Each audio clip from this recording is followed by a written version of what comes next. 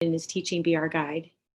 May we follow his glorious example and tread with unfaltering step this noble path until we too shall attain enlightenment. All Buddhas throughout space and time, all honored ones, bodhisattvas, mahasattvas, wisdom beyond wisdom, maha, prajna, paramita. So welcome to class 4 of our precept series. Thank you all for being there. My screen is very full of all the beautiful little squares. So it's really, really nice to have everybody joining in on the discussion. So tonight we continue on in our discussion and engagement with the 10 grave precepts, and Teiko is going to be leading discussion on that. And I'll just close with a reminder of what we'll be doing next week. If anyone is interested in formally becoming a Buddhist and taking Jukai this year, please let me know. I'll put my email address in the chat and we'll set up a time to talk about that. Even if you're not sure or just want to have more of a conversation about that, please feel free to set up an appointment with me to talk about that. Looks like we probably will be having a ceremony this year. So please feel free to reach out and contact me. We do this once a year. And so please be in touch if you're interested in that. So one last thing, just I'm hoping that you are still engaging in the daily practices of reading the Kyoju Kaimon in the morning and allowing that to just wash through you, and then connecting it with some kind of reflection practice in the evening of pulling the events of the day through your mind and seeing how those two practices perhaps connect with each other over time. If on the website, there's a description of that practice if that's not ringing a bell, but I think for most people that's pretty familiar with that. But if you're not, please refer to that. And it's an important part of kind of keeping this connection with how we're engaging with the precepts. So without further ado, I'm going to turn it over to Teiko to lead us in discussion and give us some thoughts about the third and the fourth of the 10 grave precepts. So turn it over to you, Teiko. Could I get like a signal when I should change precepts? I would be happy to do that. Thank you so much. Otherwise, I'll be looking at the clock every minute. And before you start, I just want to thank you again for stepping up to do this, Teiko, and everybody who's been volunteering to lead discussion. It's been really lovely to have people share their practices and let that be seen, and just adds to the richness. So, and it takes some time and preparation to take that seat. So thank you to all who are doing that, and to you, Teiko, especially tonight. Thank you. Thank you for thanking me, and you're welcome. Yeah, the third and fourth grave precepts. Do not misuse sexuality. Remain faithful in relationships. In the realm of the ungilded Dharma, not coveting or creating a veneer of attachment is the precept of not misusing sexuality. The three wheels are pure and clear. Where there is nothing to desire, we follow the way of all Buddhas. We talk about the great matter in Zen, death, birth and death. But I would say if there was a second great matter, I would nominate sexuality for that title. It's like death, difficult to talk about, not considered polite in polite company, and fraught with triggers, beliefs, taboos, and like the subject of death, silently or not so silently, pervades and informs pretty much all aspects of our life. Sex and death, the two elephants in the room. In the Mind of Clover, Robert Aiken writes, "What did our Zen Buddhist ancestors say about sex? In my directory of 5,500 koans, I find no entry for this subject in the elaborate index." He continues, "The lack of any classification for sex is in keeping with the curtain that is drawn over this subject in Zen. After a careful search of literature, you can find cautions by Dogen Zenji to avoid sexual gossip, but that's about it, except of course for this precept and its brief commentaries. In the Zen monastery, food, sleep, zazen, work, and even going to the toilet are organized and scheduled, but it is as though sex does not exist. What are we to make of this? The second noble truth teaches us that desire is the root of all suffering. Is there a more compelling desire than sexual desire? This is a prime directive of our DNA. It's pretty deep. This is the mother and father of all desires, except I have in parentheses, maybe chocolate. That's a joke. Sexual desire is the fiery dance of the universe. When one is in the grip of lust or infatuation, it is a drug pretty much like none other. It's the force that powers the world, the drive towards reconciliation of opposites, the physical realization that we are not separate. Love or sexual desire makes the world go round. Is it wise to try to ignore such a force? I think we would be about as successful if we tried to ignore gravity. What happens when we try to ignore a force like this? And what happens when we utterly chase it and grasp after it? I think of the line in the Precious Mirror Samadhi, turning away and touching are both wrong, for it is like massive fire. In the Precious Mirror Samadhi, this is a reference to enlightenment, not sexuality, but as Kyogen said, the way we desire and seek sexual fulfillment is similar to the way we desire and seek meditation and enlightenment experiences. Turning away and touching are both wrong. What a dilemma. So how does this precept guide us? Do not misuse sexuality. Remain faithful in relationships. So the word faithful in the context of sexual relationship, I think the consensual meaning of that word in this context is not to engage in sexual activity with anyone outside of your committed person or people where you've all agreed on that. So to remain faithful, the way that it's set up implies that that's the only way to misuse sexuality. So I would, if I were writing this in my own words, I think I would avoid the word faithful. And I think I would like remain authentic in relationships, or maybe remain sincere in relationships. Like the fourth precept about communicating truthfully, there are as many ways to misuse sexuality as there are ways and reasons that we speak dishonestly. There's not that much difference.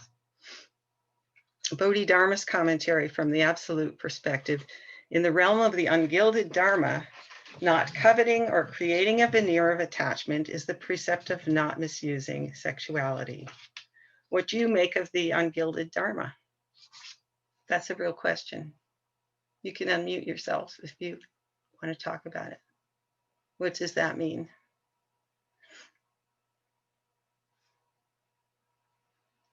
The ungilded Dharma.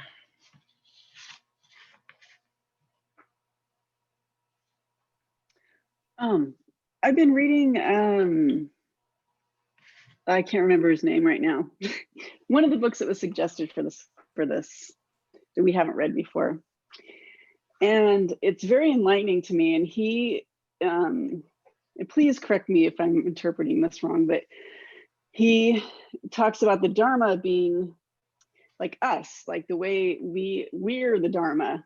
You know what I mean? Individual human beings are the Dharma because we're sort of expressing, we're an expression of the Dharma, I guess. Does that, I don't know really how to explain it, but so I don't know if that kind of helps me understand this a little bit, the idea of the ungilded Dharma, when I think about the Dharma being like us, like an expression of, you know, yeah, the big Buddhist mind or whatever it is. Does that make sense? I don't know if that makes good sense. Thank you. Yeah, the ungilded Dharma in the absolute, because Bodhidharma's commentary refers to the absolute perspective. Everything is perfect exactly as it is. So you don't need to gild it. You don't need to add in anything onto it. Is that kind of what you were saying a little, Bonnie? Yeah, I mean, not really, but I mean, that makes, yeah, that definitely helps me. I wasn't really like saying that specifically because I don't know. I'm still trying to figure this out. Me too. But yeah, I feel like the word ungilded, yeah, is just sort of like the pure expression of like you expressing purely the Dharma the way that you express it. You know what I'm saying? That's like, beautiful. I think that's beautiful. Okay. Thank you. Would it be like the unvarnished truth? Another expression, a similar expression that it's the real thing. Yeah. But may be difficult to express or recognize the real thing from something that's been papered over or gilded or made look better than it really, or interpreted by somebody else instead of by me or you. I don't know. Not coveting or creating a veneer of attachment is the precept of not misusing sexuality. So coveting is an interesting word, meaning to want to own, right? Or to possess. And I thought when I thought about that, I thought of how much of our language around sexuality has to do with wanting to own or to possess the things that we say, you know, I am yours, you are mine.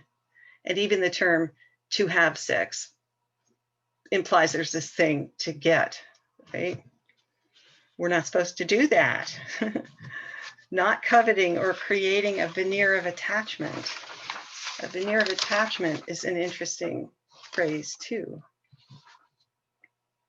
Kyogen says from one side, the veneer is like a projection. We project a desire of what someone is to us onto them.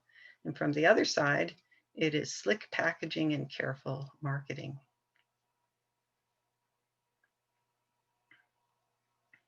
So like all the precepts, it's not just about sex, but about how we engage life in general, about authenticity, honesty, ungildedness, I guess, straightforwardness, simplicity, and not adding extras.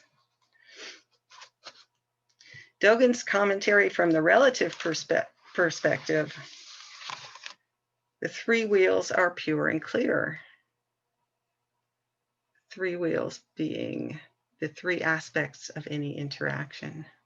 You probably are all familiar with giver, receiver, and gift, which is, I think, a lovely way to express sexuality. That sounds lovely to me, but it could be any interaction. Kyogen says sometimes it is that which is acted upon, and action. They're pure and clear. When there is nothing to desire, how could there be nothing to desire, though, with sexuality?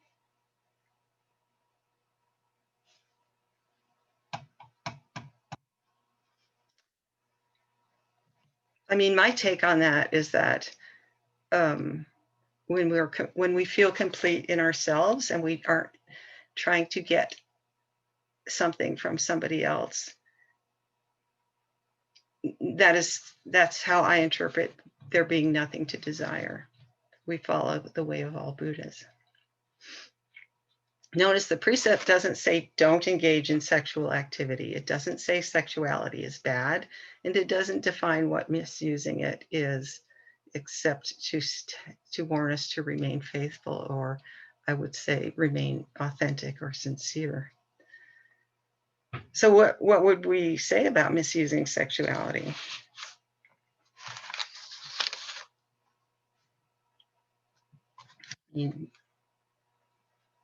What would that mean? What comes to mind for me is creating suffering for somebody else with it. I really appreciate how you presented it, because I think that even when you were talking about one person or more than one person, there wasn't this element of shame. And there's just always this element of shame around, sexuality. And I think if nobody's being harmed, if you're not abusing anybody, if you're not, taking it against their will or whatever, it's not mutual. It's, I think it's intertwined almost into everything we do. Even when we're not even talking about it, it's intertwined. I had a discussion with somebody at work about gender, and somebody had told me there's 260 definitions of gender now. And we were having this big discussion about it. And there was no way that even around gender, that sexual activity wasn't going to come into that conversation. And so I just think that, I don't know, I just think that to undo that package or undo what has happened in society with so much shame around it, and not talking about it, like you said, it's that thing in the elephant that we kind of try to avoid talking about. And I mean, I even find personally from when in my youth, when I was, like in my 20s, it's, there's a period of time that you just go, okay, you probably don't want to tell your kids that. And it's really that instantly, it's that shame that comes in. It's like, instead of being authentic and being honest about it, why is it that you don't want to talk, 40-year-old kids, why is it that you don't want to talk about a period of life that you had a lot of fun? Because there's just shame around it. So I really appreciate the way you presented it tonight. Thank you so much. Well, thank you, John. That's a nice thing of you to say. I just am not, comfortable with huge things that we aren't allowed to talk about, and it's a pretty big thing. It's fraught, as you said, because we're all taught different things about what it means to misuse sexuality, right? I mean, some of us are taught that it's bad outside of marriage when it suddenly becomes good. Some people are taught that sexuality between people of the same sex is bad. Some people are taught that sex is just bad unless you're having children. So there's a lot of, we all have different complex backgrounds and karma involving sexuality. And it's not helpful to turn away from it and to not address these things. I mean, other ideas about misusing sexuality? Does anyone else have thoughts about that? Is it okay if I say another thing, or does somebody else have, if somebody else has something to say? Of course, it's okay. But a thought occurs to me, and I really appreciate what you said, Teiko, about the idea of authenticity in there instead of whatever the other word was. But I know, like, in relationships, especially like online relationships, you really notice this, where you create this person in your brain. I mean, and basically the person that you have created in your brain is not the person that exists, out there. And even with my husband, I mean, I just notice sometimes, you kind of create this person, and you're perceiving this person through your own filters. And I kind of feel like that's a little bit of maybe what they're talking about. And the idea of attaching and saying that this is person's mind, creating this illusion of a person, when really I think you should cultivate seeing that person. And the idea of us being the Dharma really has been like kind of like eye-opening for me as far as reading the precepts, because seeing that person as the Dharma, seeing that person as this pure being, instead of what you're seeing through a filter that you've created. You know what I mean? That's beautiful. Yeah. And your remark about creating our idea of the other, that's where I see the commentary saying about a veneer of attachment. You project your idea of what you want this person to be in order to satisfy our own needs, and don't give them the opportunity to be who they are, which, as you said, is a beautiful expression of the Dharma. No. We have about 2 or 3 more minutes on this one before. Thank you. Okay, I was just thinking, I like everything that's been discussed tonight, and I think, what you say is right on, Teiko, good discussion, but all of a sudden my brain went to misusing sexuality as power. I think part of my brain went there because I've been reading books like The Underground Railroad and The Warmth of Other Suns, and so I'm thinking about even, just the power abuse. People use power and force instead of and that's misusing sexuality in my mind. Totally. I think that introducing the concept of power into the whole idea of misusing sexuality can't be overstated. I mean, that's huge, a huge way in which we misuse sexuality. So to kind of end this discussion on this precept, I hate to end it with just how all the things that we can do wrong. So, I mean, what are we supposed to do if turning away and touching are both wrong? What are we supposed to do? So Reb Anderson in Being Upright writes, in this lifetime, we are all sexual beings. In order to realize the enlightenment of the Buddhas, we must be intimate with our whole sexual being, moment by moment, standing, sitting, walking, or lying down. We vow to be intimate, to be upright with this great ball of fire. If we turn away from our sexual passion, then we freeze and beings are harmed. If we grab it, then we are burned and beings are harmed. But if we just stay close to it, walk around it, always in touch with the fact that we are sexual beings, neither identifying with nor distancing ourselves from our sexuality, then we gradually become intimate with it. From this intimacy, appropriate sexual conduct spontaneously emerges. We know this infinite warmth and love are there, but we do not reveal it until the time is right. We vow to stay upright, to stay close to our passion, constantly working with it, dancing with it. It is always there, and we are present too. So it sounds like a tall order, but.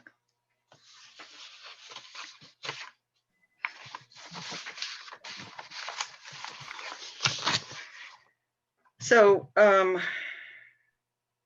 honesty, it's almost the same precept, isn't it?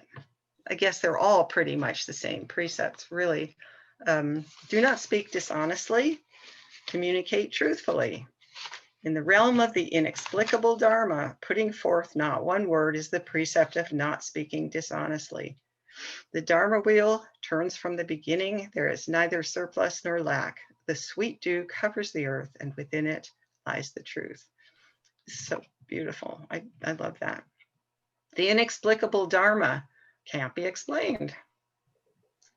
Putting forth not one word. Well, if ever there was a time to simply hold up a flower and not say anything, this would be it.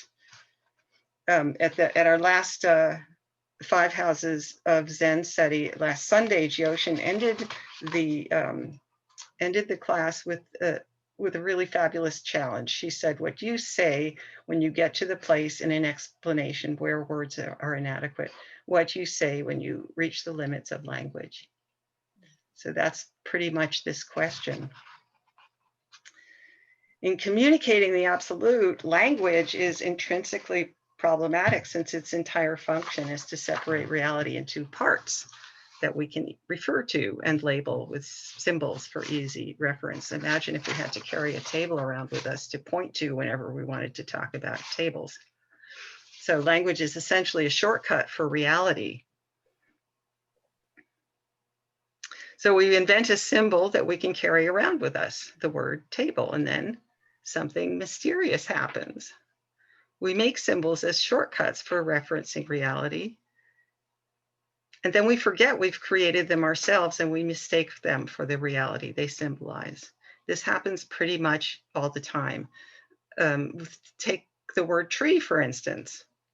We invent this word, and then we think that a tree is something separate from the ground it grows out of, from the rhizomes that communicate with and nourish its roots underground, separate from the rain that feeds it and the clouds that shed the rain.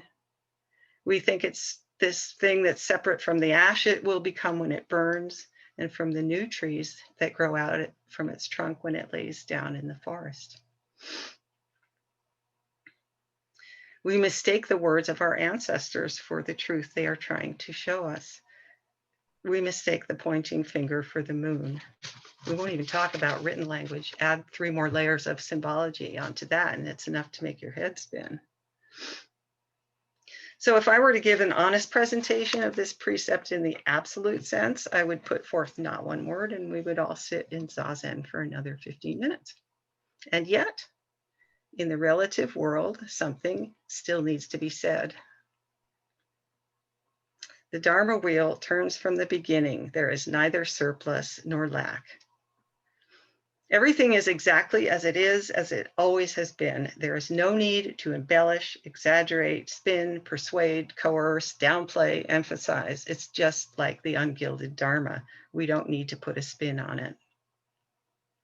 The other day, well, it was actually the other night, I was feeding the horses and I looked up my driveway and I saw that my neighbors had built, there was a fire in their outdoor fire pit.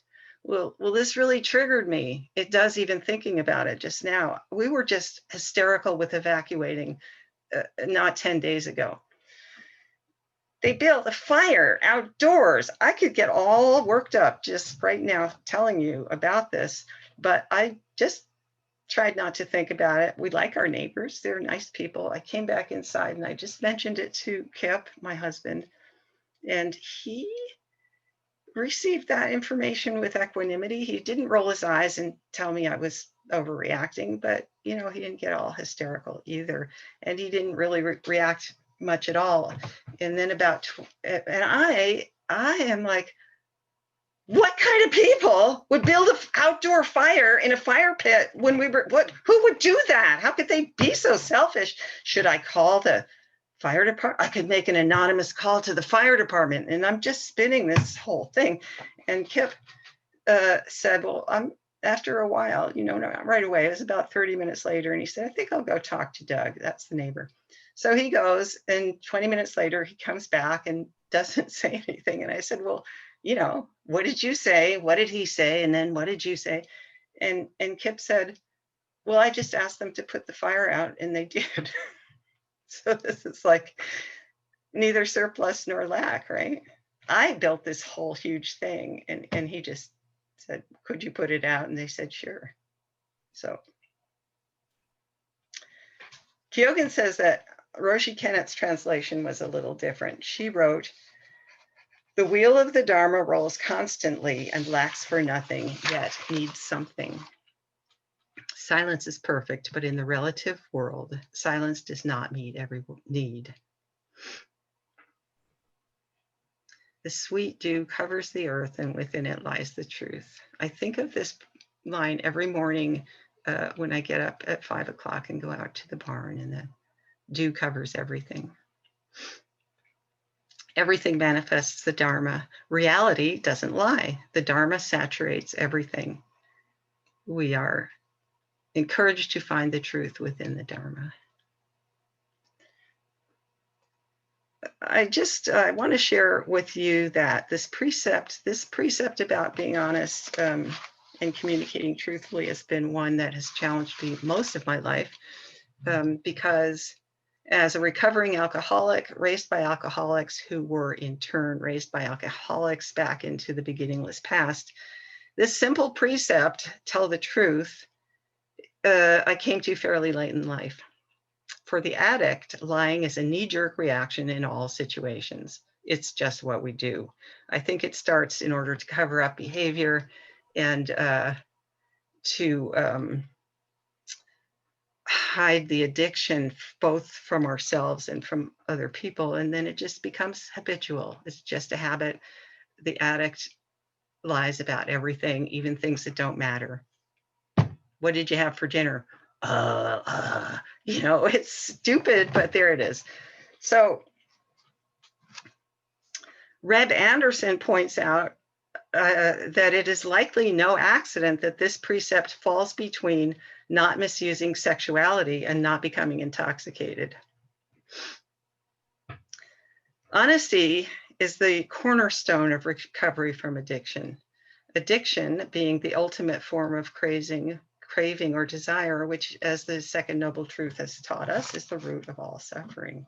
And in this sense, we are all addicts, maybe not to substances, but to entertainment, to comfort, to our ideologies, to activities, and ultimately to our delusion of ourself, our delusions of self.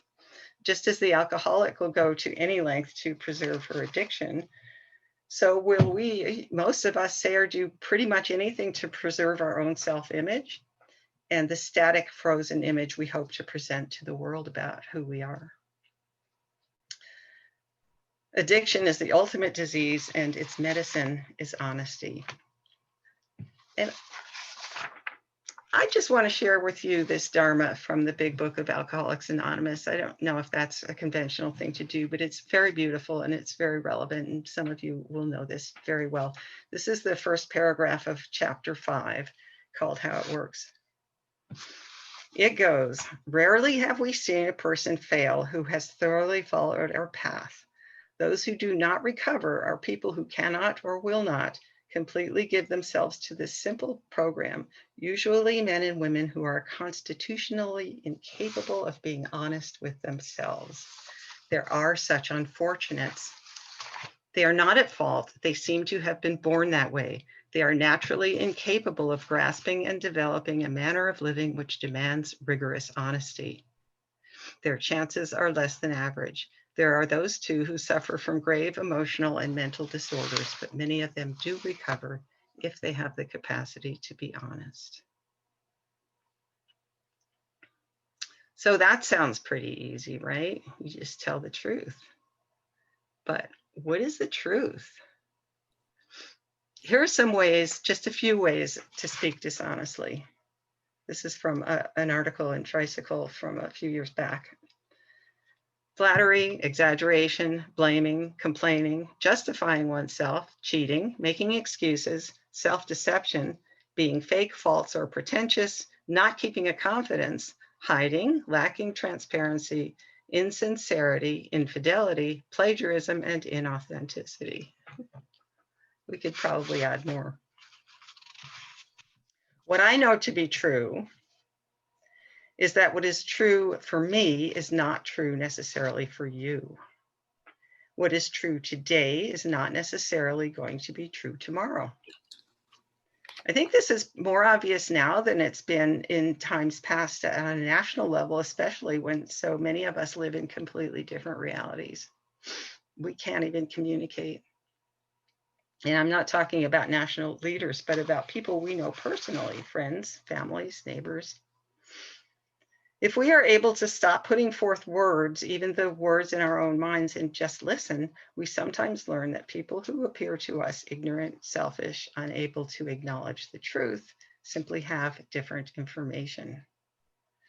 I'm not suggesting that we sacrifice what we know to be true in order to get along with other people. There are times we absolutely are called on to stand up for what we believe to be our personal truth. We don't have to sacrifice what we know to be true in order to be curious about how other people arrive at their truths. Diane Rossetto says, speaking truthfully is simply telling how it is in that moment. What I've learned is that it's essential to understand that the only way to speak the truth is to speak our truth from our heart without embellishment or spin, without surplus or lack.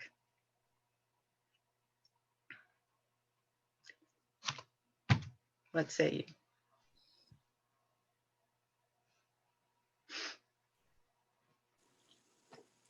I totally don't want to talk about sex again, but I'm going to talk about sex again because because we always say that these precepts, you start unpacking them and they totally all come together. And we had just talked about sexuality, and when you were talking, I was thinking, how often do people go into a sexual experience and they're not being honest? They, because of shame or whatever, they may go into that sexual experience and maybe tell somebody that they love them when they don't.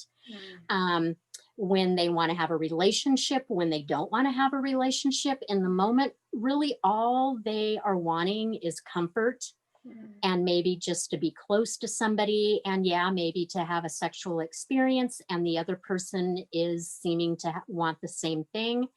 But because of society and expectations and shame and everything else that's attached to it, there could be dishonesty that is verbalized that takes them down a road that is so destructive. Obviously, if you're sitting there telling a person something that's not honest just to be able to have that comfort in the moment, then there's just so much that has to be unpacked after the fact.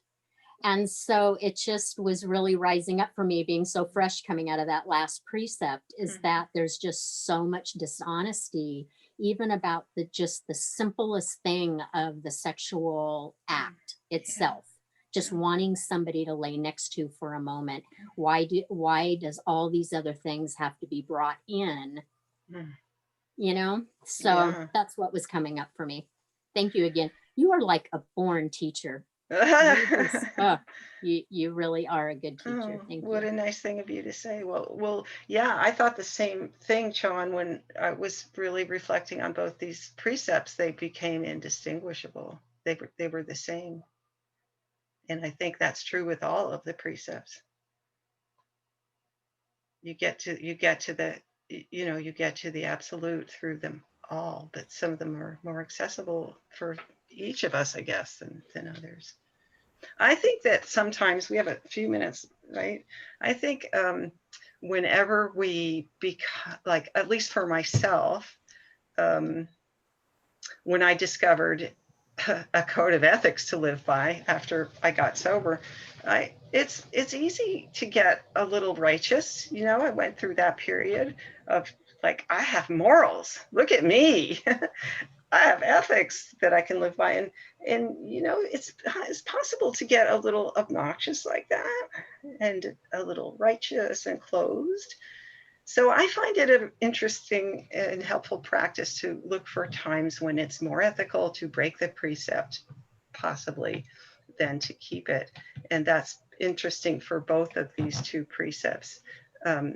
We can all probably think of ways when it's more ethical to lie than to tell the truth, right?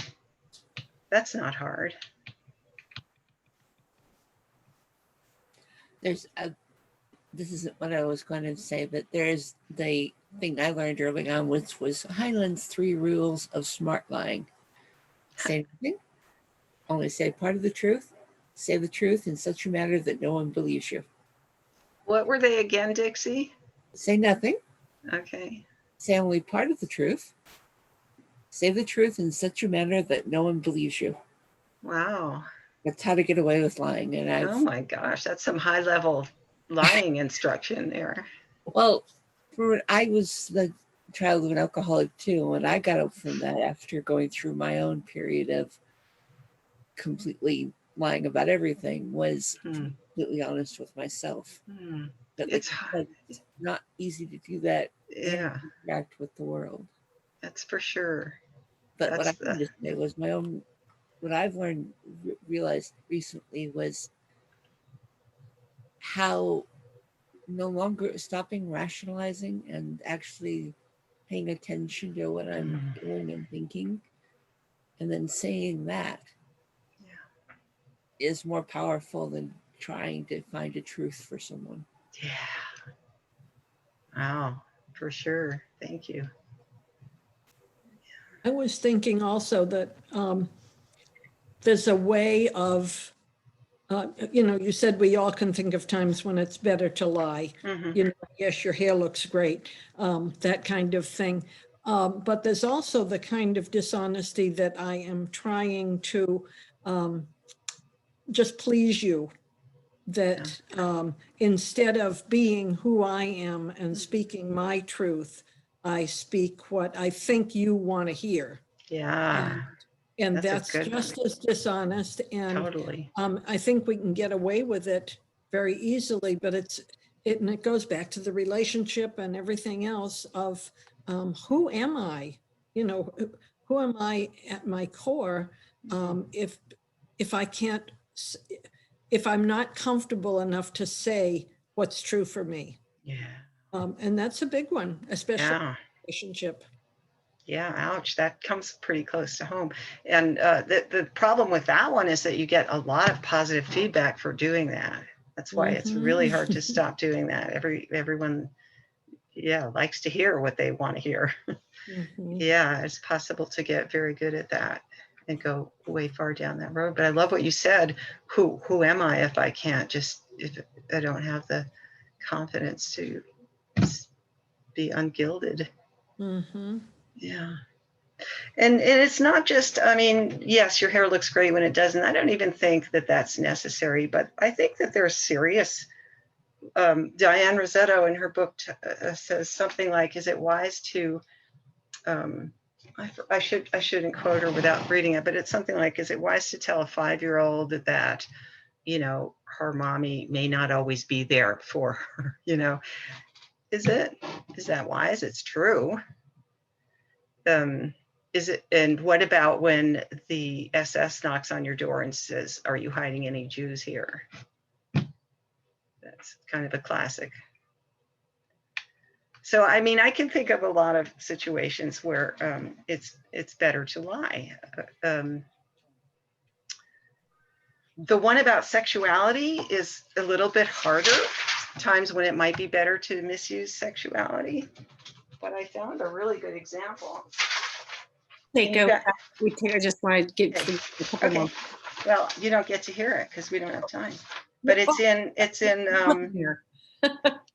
Yeah, I think it's in Robert Aiken's book, and it has to do with in ancient Japan, young girls sometimes sacrificed themselves to the brothel in order to save their families, and it was considered an honorable thing to do. And he puts it much more nicely than I did, but yeah. Thank you guys. What a fun discussion. Thanks for listening. Thank you very much, Teiko, and thanks to everyone for a great discussion. Next time, we will be discussing the precept, do not become intoxicated, polish clarity, dispel delusion. And that's going to be led by Nancy. The discussion will be led by Nancy next week. So I encourage you all to engage that particular precept as completely as possible this week. And the other precept that we'll be talking about is do not dwell on past mistakes, create wisdom from ignorance, and Choan is going to lead us in discussion on that one. So again, the challenge is to also engage that one as well as completely as possible this week. That adds to the discussion. So that's your challenge for the week. And again, thanks everyone for being here. And so I just close with the verse. So please make a show. Abiding in this ephemeral world, like a lotus in muddy water, the mind is pure and goes beyond. Thus we bow to Buddha. All Buddhas throughout space and time, all honored ones, bodhisattvas, mahasattvas, wisdom beyond wisdom, maha prajna paramita. Again, thanks everyone for being here. Have a nice rest of the evening and week. And feel free to unmute yourself to say good night to everyone. Good night, everybody.